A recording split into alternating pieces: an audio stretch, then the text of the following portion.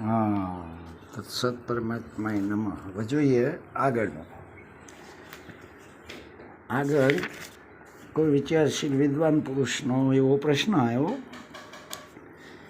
કે બાપજી, આ જ્ઞાન અને નિયમમાં શું ફેર છે? એ કે જ્ઞાન અને નિયમ એમાં શું ફેર છે? તો સમાધાન સ્વરૂપે વિચારીએ કે જ્ઞાન અને નિયમ એમાં કોઈ ફેર નથી, કોઈ ફરક નથી. પણ એના અધિકારો અનુસાર, અધિકારી અનુસાર, અગર તો અધિકારી ભેદે કરીને જ્ઞાન અને નિયમ એવું ધ્યાનમાં લેવામાં આવે. જે કક્ષાનો અધિકારી એ રીતે આ નિયમ અને જ્ઞાન ધ્યાનમાં લેવામાં આવે. બાકી જ્ઞાન અને નિયમ એકબીજાના પૂરક છે. જેમ આપણો હાથ અને બોય, એટલે જબ્બાની કે જે પહેર્યું હોય એની બોય, હાથ અને બોય એ બે એકરૂપ નહીં. હાથના હાથ જ કહેવાય, બોયને બોય જ કહેવાય. એકરૂપ નહીં, પણ બોયના આધારે હાથ, હાથના આધારે બોય શોભતો હોય એટલે એકબીજાનો પૂરક કહી શકાય. આમ જ્ઞાન અને નિયમ એકબીજાનો પૂરક કહેવાય છે. હા, કારણ કે જેમ બોય વગરનો હાથ ઉઘાડો પડી જાય, અગર તો હાથ વગરની બોય લબડી જાય, એમ જ્ઞાન વગરના તમામે તમામ નિયમો મિથ્યા છે. જ્ઞાન નહીં ને નિયમો ગમે એમ પાડીએ, હા, તો એ બધા મિથ્યા છે, લબડી પડવાના ધંધા છે. અને બીજી તરફ જોઈએ તો નિયમ વગરનું જ્ઞાન હોય નહીં, હોય તોય જ્ઞાન જ્ઞાન નહીં કહેવાય, ના કહેવાય.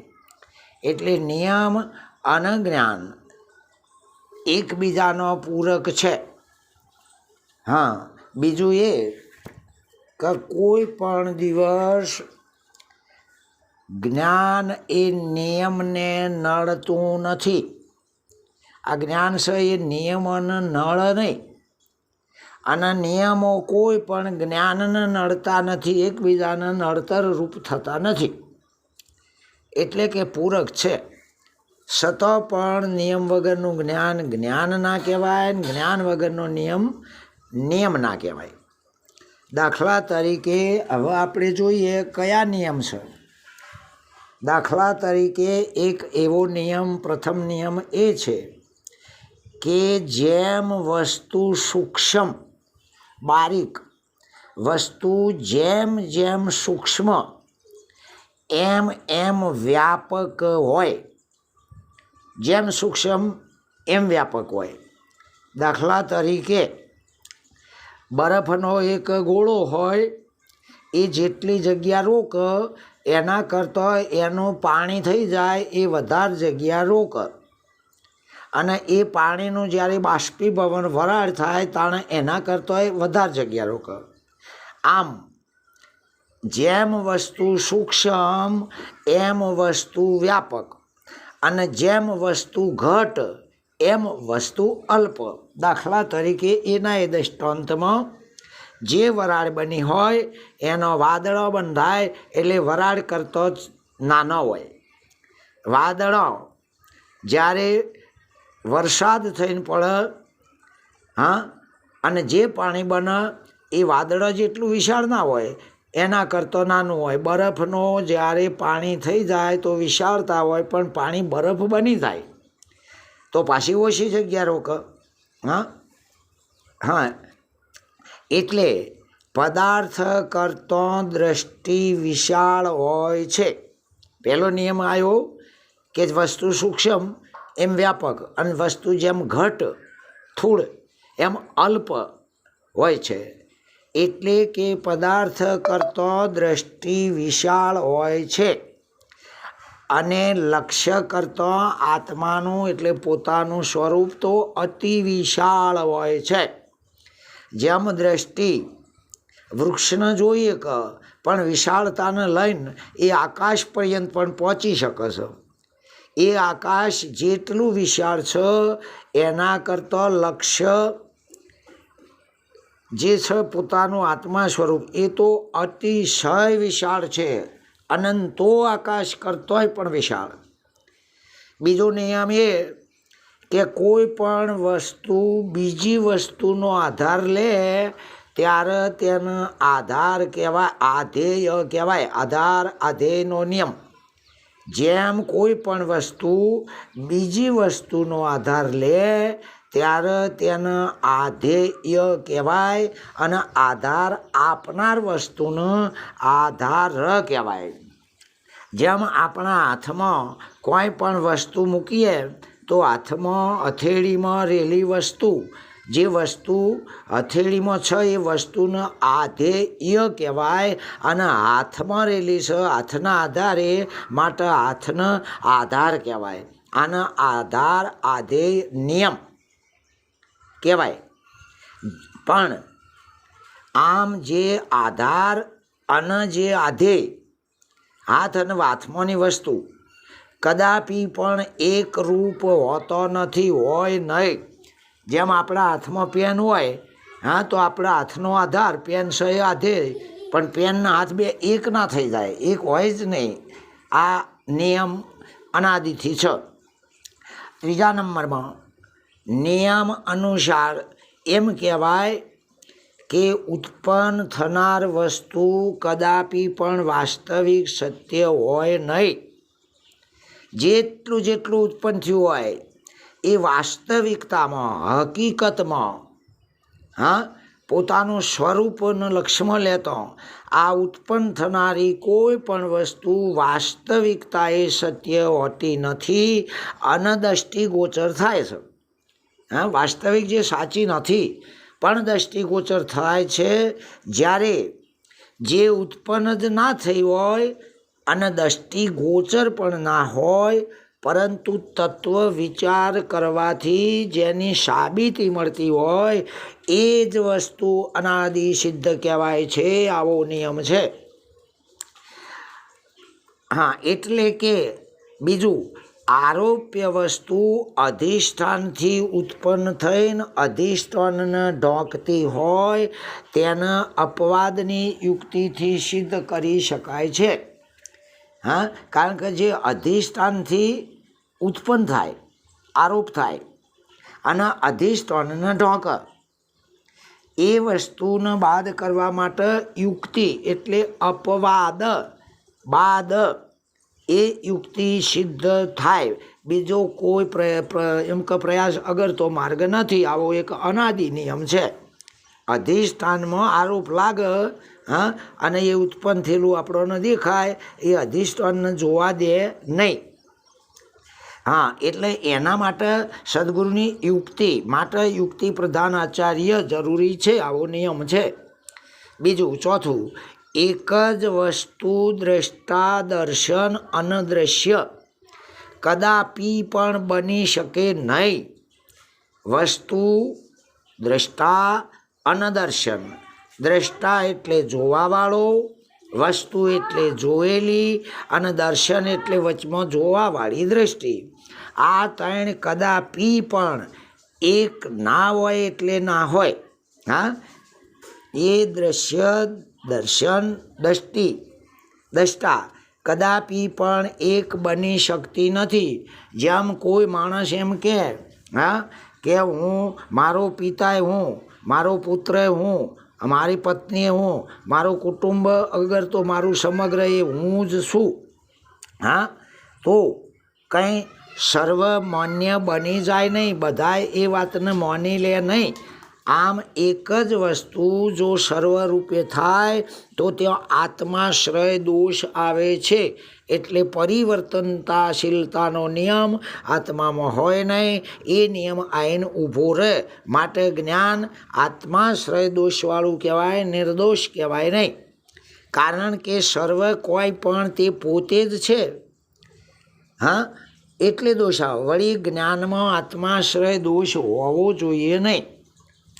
હા, બીજું, પાંચમું, એકના એક વસ્તુનું સળંગ સર્કલ ચાલતું હોય જેમાં મોટા મોટા સર્કસોમાં ચગડોળ હોય અને એ ગોળ ગોળ ગોળ ફરતા હોય, અથવા કોઈ ચક્ર હોય ગોળ ગોળ ગોળ ફરતું હોય, અથવા તો કોઈ રિંગ હોય, ટાયર હોય, હા, એ ગોળ ગોળ ફરે જ જાય, ફરે જ જાય, ફરે જ જાય, એનો છેડો જ નક્કી ના થાય, આદ્યંત નક્કી ના થાય, ત્યાં ચક્રિકા દોષ આવે છે.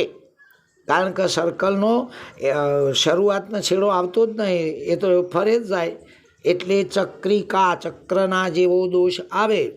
અને એમાં કોઈ પણ એક જગ્યાએ અથવા તો એક જ વસ્તુ સિદ્ધ કરવા જઈએ તો અનવસ્થા દોષ આવે. જેમ આપણે કહીએ કે ભગવાનથી આકાશ થયું, આકાશથી આ તત્વો વૃષ્ટિ થઈને વૃષ્ટિથી યજ્ઞો થયા, અને યજ્ઞોથી અનાજ થયો, અને અનાજથી ખોરાક થયો, અને ખોરાકથી પુરુષ પ્રકૃતિ થયો, અને એનાથી વીર્ય શક્તિ થઈને એ વળીને પાછું હતું એમના એમ સર્કલવાનું પૂરું થાય નહીં. ઘણા પ્રશ્નો એવા નહીં હોતા કે ઈંડું પહેલું કે મરઘી, તો તમારે ગોળ ગોળ ગોળ ગોળ ગોળ ગોળ ફરે જ જાઓ, પણ એનું સમાધાન ના થાય, શેડો ના આવે, અને ચક્રિકા દોષ કહેવાય. પણ આવી વસ્તુનું સમાધાન લાવવા માટે એના મૂળ કારણમાં જોવું પડે. હા, કારણ કે ઓબો પહેલો ગોટી, મરઘી પહેલી એમ કે ઈંડું, તો આના માટે પહેલાં એનું બુંદ જોવું પડે, બીજ છે એ બેનું કારણ છે, એટલે પહેલાં પહેલું બીજ. હા, આ રીતે અનવસ્થા દોષ ત્યાં આવતો નથી. આમ આવા સર્વ દોષોમાંથી જ્ઞાન બિલકુલ અલગ બાબત છે, એ નિર્દોષ છે. નિયમ નંબર 6. નિયમ માત્ર બંધારણથી થતા હોય છે. જેમ કોઈ પણ બંધારણ હોય તો એ નિયમોથી થાય, એટલે નિયમ માત્ર બંધારણો, બધા નિયમો ભેગા થાય અને એક માળખું બને, એને બંધારણ કહેવાય. એટલે નિયમ માત્ર બંધારણથી થતા હોય, એ નિયમો બંધારણને તોડતા નથી, તોડી શકતા નથી, પરંતુ બંધારણથી નિયમો ઉત્પન્ન થતા હોય, એટલે બંધારણથી નિયમોનો જન્મ થતો હોય છે. આમ બંધારણ જ નિયમોને હણી કે આઘા પાછા કરી શકે છે. જેમ આપણા કોઈ પણ સમાજના નિયમો, હા, એ સમાજ આઘા પાછા કરીએ કે, પણ નિયમ સમાજના આગો પાછો ના કરીએ કે. હા, જેમ શિક્ષણના નિયમો એ શિક્ષણના માળખાથી બંધાય, નિયમો શિક્ષણને અટકાવે નહીં, પણ શિક્ષણ ના હોય તો નિયમની કોઈ એમ કે કિંમત નથી. આ બંધારણ એ જ જ્ઞાનનું પર્યાય સ્વરૂપ છે, જેને આપણે બે દ્રષ્ટાંત આપ્યો, સમાજ અગર તો સરકાર અગર તો નિશાળ. હા, આ દ્રષ્ટાંત આપ્યો, એનું લક્ષ્ય, એનો કહેવાનો હેતુ એ જ્ઞાનનું પર્યાય સ્વરૂપ બંધારણ છે. એને જ્ઞાન તરફ કહેવા માટે, આત્મા તરફ લક્ષ્ય લઈ જવા માટે આ બંધારણ શબ્દ જ્ઞાનનો પર્યાય શબ્દ કહેવાય. આમ જ્ઞાન એ નિયમોનું બંધારણ છે. આમ બંધારણ વગર નિયમ હોય નહીં, અને નિયમો સિવાયનું બંધારણ પણ કોને કહેવું? નિયમ જ ના હોય તો બંધારણ એ કને કહેવું? હા, જો નિયમો જ ના હોય તો સમાજ એ કને કહેવું? નિયમ જ ના હોય તો ફલાણું અમુક એવું જનરલી કહેવું એ કને? હા, આમ કોઈ દિવસે નિયમો સિવાયનું બંધારણ હોય નહીં, અને બંધારણ સિવાયના નિયમો પણ હોય નહીં, માટે એકબીજાનો પૂરક છે. હા, એમ નિયમ વગરનું જ્ઞાન હોય નહીં, જ્ઞાન વગરના નિયમો ના હોય, એટલા માટે એકબીજાના પૂરક કહેવાય. બીજું 7મું, નિયમ જ જ્ઞાનને માહિતીવાળું જ્ઞાન.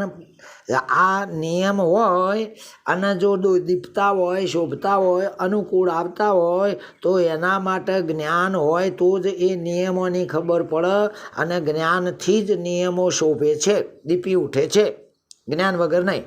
અને જ્ઞાન જ નિયમોને ધ્યાનમાં લાવી શકે છે. આ નિયમ ચૂકી જા, આ નિયમ આઘો પાછો થઈ ગયો, પેલો આ નિયમ પાળતો નથી, અમુક માણસ આ નિયમો પાળે છે, આવું પણ એક જ્ઞાન છે.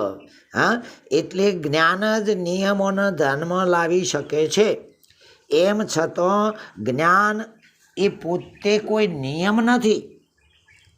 બંધારણ એ પોતે કોઈ નિયમ નથી. એમ જ્ઞાન પોતે કોઈ નિયમ નથી, અને નિયમ કોઈ પણ જ્ઞાન હોતા નથી. કોઈ પણ એક આગવો નિયમ એ સમાજ ના કહેવાય, આગવો નિયમ એ બંધારણ ના કહેવાય, ગવર્મેન્ટ ના કહેવાય, આગવો નિયમ એ શિક્ષણ ના કહેવાય. હા, એમ કોઈ પણ નિયમ આગવા હોતા નથી અને નિયમ કોઈ પણ જ્ઞાન હોતા નથી. એટલે કૃતનાશ અને અકૃતાપગમ દોષ જ્ઞાનમાં આવતા નથી. અભેદતા જો થાય પોતાના સ્વસ્વરૂપની તાણ કૃતનાશ કર્મનો નાશ, કર્મ કર્યોય નહીં એવું થાય તો નાશ કરવાનો પ્રશ્ન રહેતો નહીં.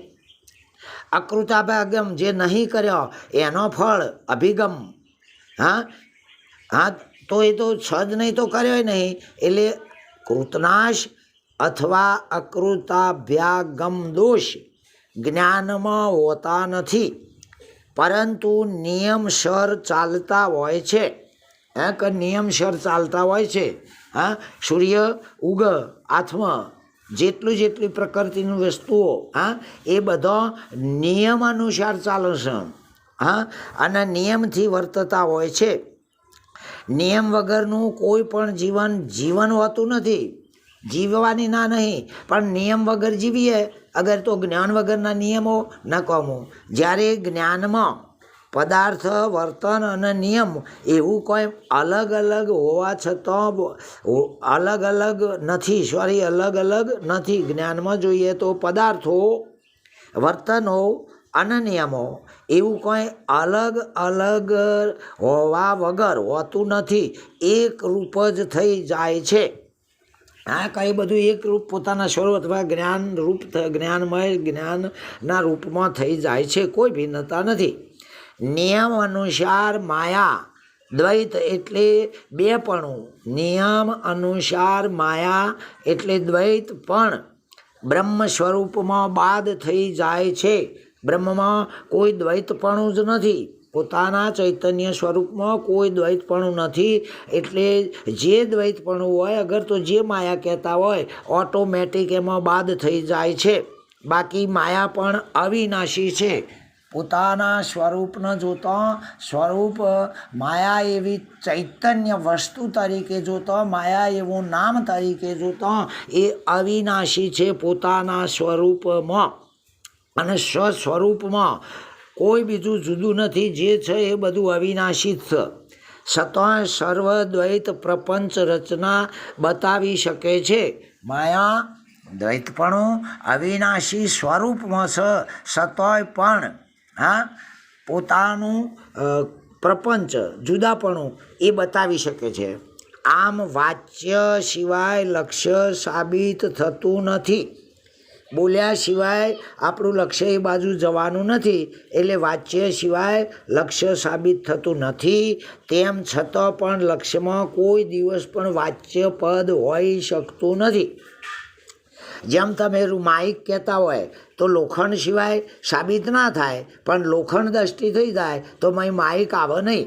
રૂમાલ કહેતા હોય તો રૂ એ લક્ષ્ય દ્રષ્ટિ છે, અને જ્યારે રૂ લક્ષ્ય દ્રષ્ટિ થઈ જાય તાણામાં રૂમાલ એવું આવે નહીં. એમ કોઈ પણ વસ્તુ વ્યક્તિગત રીતે જુદું આવે નહીં. એ પોતાનું લક્ષ્યાર્થ છે, એમાં બધું એના રૂપમાં થઈ જાય.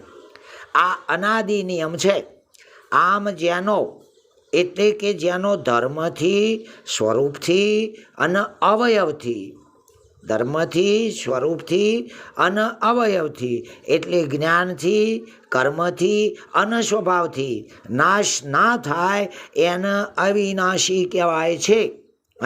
જે ધર્મથી, સ્વરૂપથી, અવયવથી અગર તો જ્ઞાનથી, કર્મથી અને સ્વભાવથી, આત્મ સ્વભાવ એનાથી નાશ થાય જ નહીં, એને અવિનાશી કહેવાય છે. ઘણા લોકો એમ કહે છે કે નામરૂપ ગુણ 3 પદનો બાદ અને ચોથું પદ અવિનાશ, ચોથું, પાંચમું, પહેલું, છઠ્ઠું એવું કશું નહીં. ભાઈ તમે 3 બાબતોને ધ્યાનમાં રાખો છો. નામરૂપને ગુણ એટલે તમે જે આત્મા કહો છો કે અવિનાશી, ઘણા દૃષ્ટાંતો આપો છો.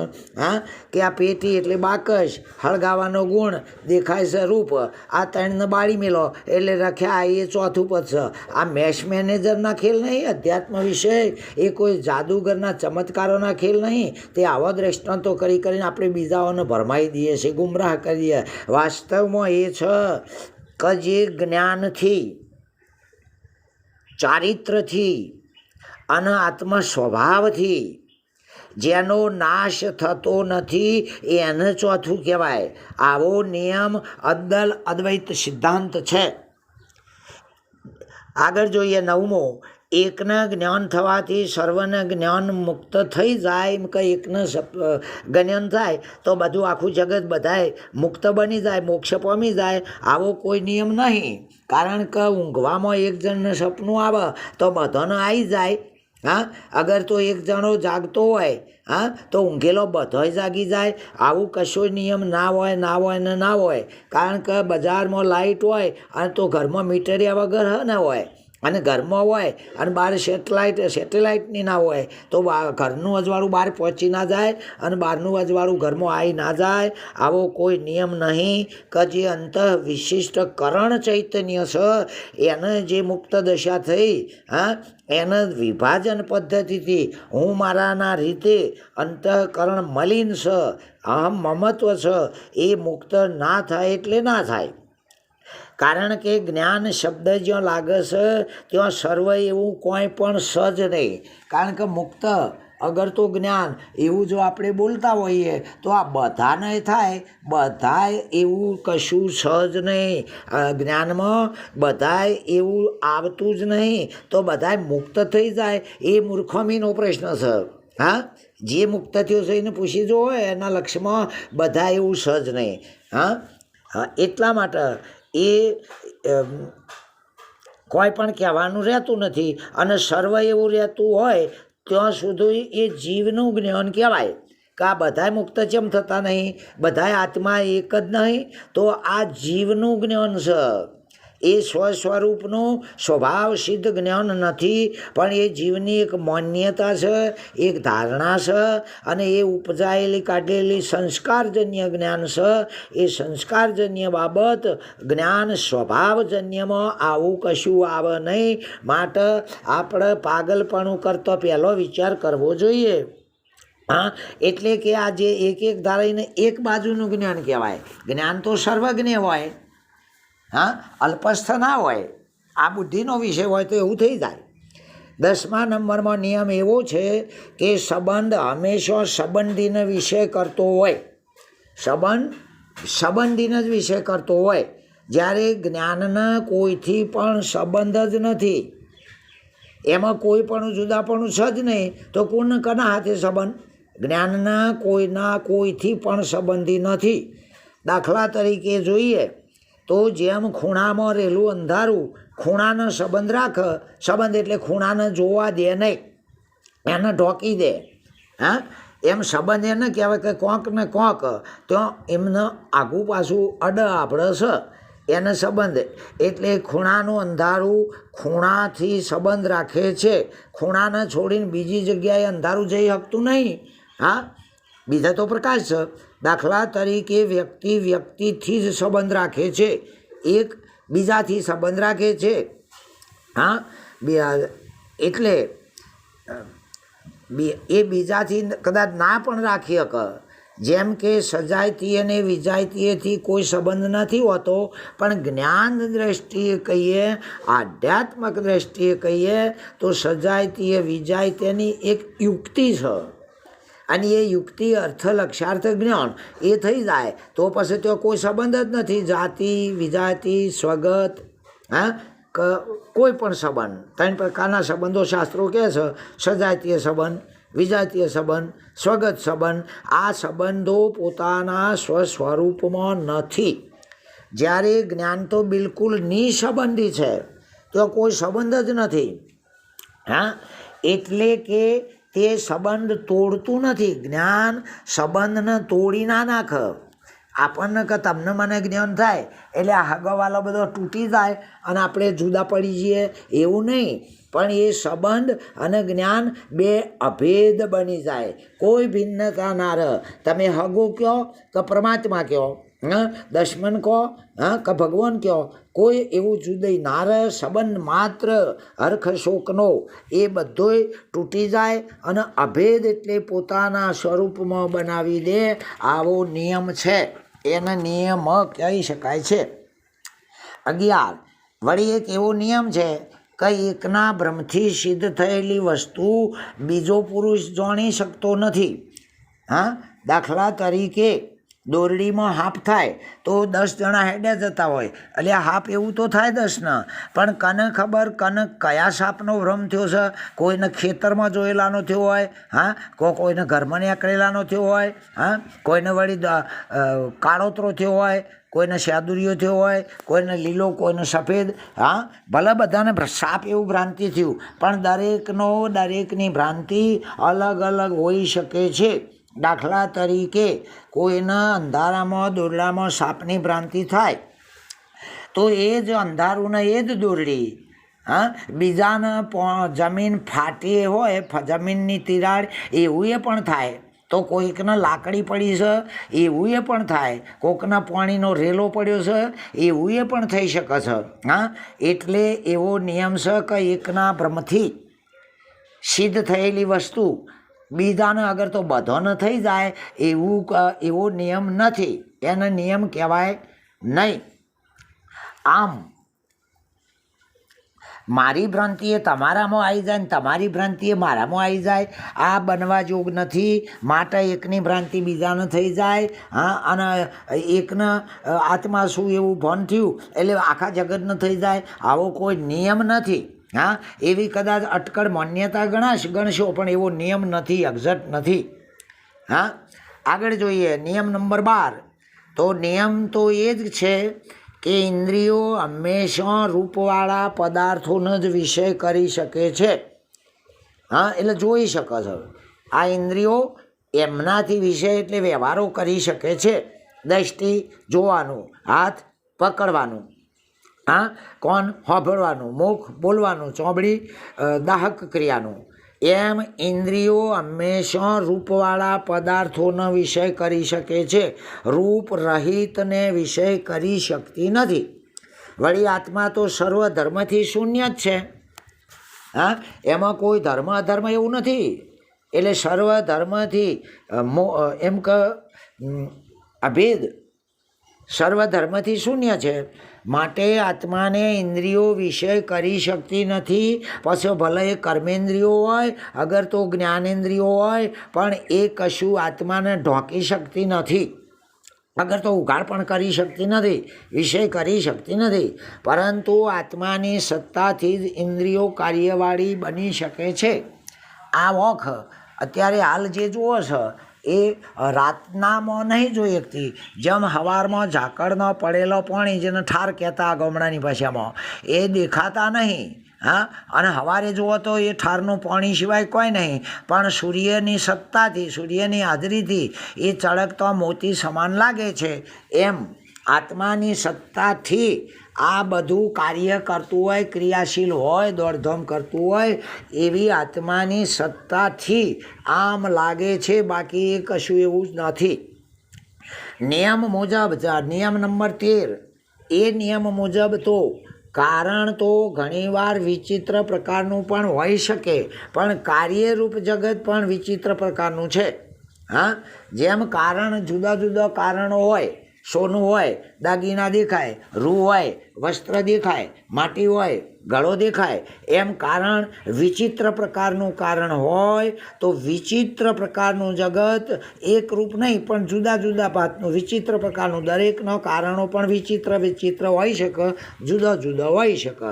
એમ છતાં પણ કારણ અને કાર્ય બે એકરૂપ તો ના હોય એટલે ના હોય. હા, બે એકરૂપ તો ના હોય, કારણ કે દાગીનો નામરૂપમાં સમાઈ ગયો, નામરૂપથી ભાષ્યો છે. સોનું પણ ઉપર જોતો નામરૂપથી જ ભાષ્યું છે. હા, પણ સોનામાંથી અવળો ઓગાળો એટલે એ બનાવટ કરીએ તો સોનું દાગીનાના રૂપમાં ભાષે, પણ ઓગાળી દે તો દાગીનો તો સોનામાં બિલકુલ ના ભાષે. હા, કારણ કે ઘડો અને માટી બે એકરૂપ નથી હોતો. ઘડો નામરૂપાત્મકમાં છે, બુદ્ધિમાં છે, માટી વાસ્તવિકતામાં છે, એ ઉપાદાન કારણ કહેવાય, મૂળ કારણમાં છે, ભિન્ન ભિન્ન છે, એકરૂપ ના હોય. જેમ શિપોલીમાં રૂપાનું જ્ઞાન જે થાય એમાં પણ શિપોલી કારણ નથી. હા, શિપોલીમાં એ ભ્રાંતિનું કારણ છે. ભ્રાંતિ એક કારણ છે, માન્યતા એક કારણ છે. એટલે શિપોલીમાં રૂપાનું જ્ઞાન થઈ જાય એ વાત ખોટી છે. ભ્રાંતિમાં જ બધું થતું હોય છે. પરંતુ શિપોલીનું અજ્ઞાન છે એ મૂળ કારણ છે, જેને ભ્રાંતિ કીધી આપણે. હા, દોરડીમાં હાપની ભ્રાંતિ થાય, હા, તો દોરડીનું અભોન છે. દોરડીનું ભોન થઈ જાય તો ભ્રાંતિની નિવૃત્તિ કરવાની, હાપની નિવૃત્તિ કરવાની, અગર તો ભાષો તો એની નિવૃત્તિ કરવાની કોઈ જરૂર રહેતી નથી. આમ અજ્ઞાન એ જ દેહાદી રૂપથી ભાષે છે. આ બધાનું જે આત્માનું અજ્ઞાન છે, આપણે આત્માની સ્વાનુભૂતિ છે નહીં, એ પોતપોતાનું જ અજ્ઞાન એ આ દેહાકાર અગર તો દુનિયાના રૂપમાં ભાષી રહ્યું છે, વાસ્તવમાં પોતાનું અજ્ઞાન જ કારણ છે. વળી આગળ 14 એવો નિયમ છે કે હંમેશા રૂપવાળા પદાર્થોનો ભાસ પડતો હોય છે. હા, જેટલી આકાર નિરાકાર એ બે પ્રકારમાંથી ગમે તે રૂપ હોય એ રૂપવાળા પદાર્થોનો જ ભાસ એટલે પડછાયો પડતો હોય છે. રૂપ રહિત આકાશનો પણ ઘણીવાર તમે કહેતા આકાશનું શું રૂપ, તો ઘણીવાર એનો પડછાયો પ્રતિબિંબ દર્પણ અરીસો અથવા પાણીમાં પડતો હોય છે. કોઈ કે શબ્દનું રૂપ છે તો છણકો કરવાથી ચહેરો કાળો મેશ થાય, વાહ વાહ કરવાથી ખિલખિલાટ થાય, એ એનું પ્રતિબિંબ જ છે. હા, એનો એક ભાસ જ છે. આમ દ્વૈતનું કોઈ પણ કારણ નથી. આ જુદું જુદું ભાષ્યું એનું કોઈ બીજું કારણ જ નથી. એમ છતાંય જુદાપણું નથી. છતાંય પણ જો ભાસતું હોય તો આ જે ભાષે છે એ જ્ઞાનથી દૂર કરી શકાય.